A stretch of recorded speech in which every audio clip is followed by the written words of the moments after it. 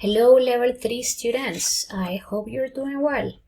Now, as you already know, you are going to learn about writing emails during this course. Now, some generations are not used to using or to writing emails. You probably don't send lots of emails, right? However, this is a skill needed by all kinds of people, especially in the educational environment and in the work environment. Imagine that you want to study in a university abroad in another country. You will probably have to write some emails, right? Or imagine you work for a multinational company. Most likely you will have to communicate to your partners and to your boss via email. So it is a good idea to learn how to write emails properly. The very first thing you need to know is that there are informal and formal emails. Informal emails are those that are, as its name says, informal. They are friendly. They are to be sent to a friend or to a person that you love.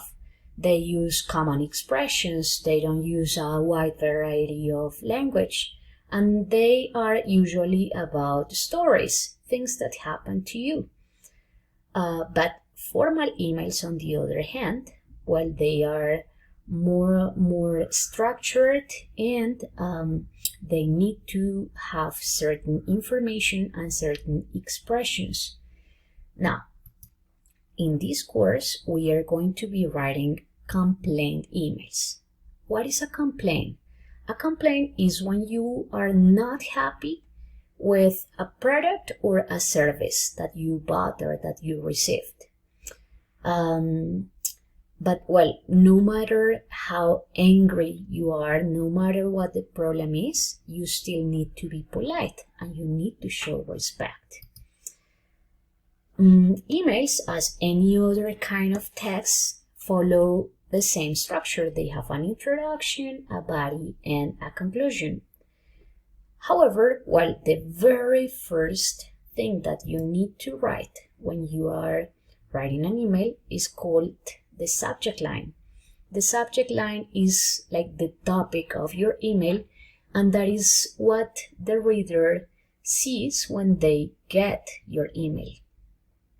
Then inside the message, you are going to open your email with a greeting. A greeting is when you say hello in a formal way. Then in the body of the text, as we are going to write a complaint, the very first thing is that you describe the problem. It has to be short, go to the point, say why you are writing, and then explain the problem a little bit. Give some details that are important. And then mention the consequences, like what happened as a result of the issue. Later, you are going to request a solution or a refund. A refund is that you want maybe your money back. Or you can also ask for an apology. An apology is when you want or expect that person or that company to say, we are sorry about the inconvenience. Now, you need to show that what you need, and it's a good idea to set a time limit. Finally, in the conclusion, you are going to say goodbye. But again, it's not bye-bye. You just need to say goodbye in a formal way. And then you need to add your signature, like your name and probably your contact information. Well, with that structure, there are some tips that we need to bear in mind. The first one is always write a subject line, always, as it is the first piece of information that the receiver of the email, the recipient, sees. It is important that you write a short and clear subject line. Usually it's like 2 or 3 words, and they need to grab the reader's attention. The idea is that you, in little words, say what the email is about. Then another useful tip is for you to get quickly to the point, like describe your problem quickly. it is always better to be direct. You don't have to write 1,000 words. You don't have to write about other things.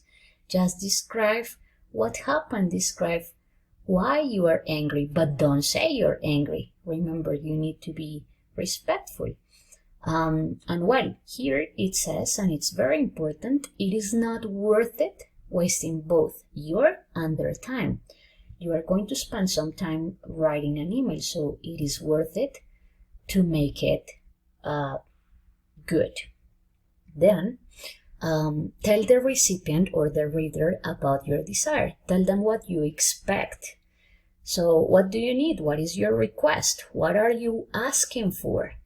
So again, you are spending time, and you are not spending time for nothing, right? So, well, don't forget to include a time limit for the solution. And also you can ask for an early reply, for example. Well, another tip that is worth it to bear in mind is to, and I have been telling you again and again, is to be respectful.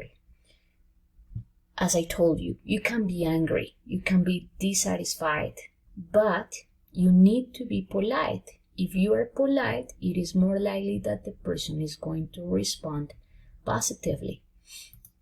Now, another thing to bear in mind, and it's something that we have already said, is to be brief. Nobody wants an email that is 9 paragraphs long. Keep it simple. Go to the point. Be considerate with the reader. And again, if you are brief, probably that person is going to respond promptly. Well, guys, this is it for today. And next week, you are going to be writing in class the first email, the first complaint email. Next, in the following activities in the CPS, you are going to do some exercises to learn expressions, to practice the order of the email. So do all the activities, take notes of the expressions of the new vocabulary, and see you in class.